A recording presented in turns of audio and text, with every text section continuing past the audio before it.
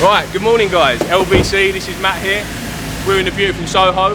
Welcome aboard, let's show you, come follow me. Right guys, I'm going to take you to the very top, so we can have a look down, bird's eye view and see what we've already done.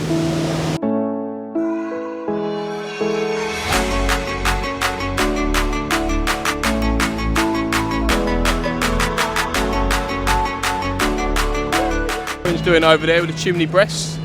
As you can see, I don't know if you can zoom in there, Michael, but you can see like little black spots on the brick. That's carbon build-up, and basically we're going to apply acid.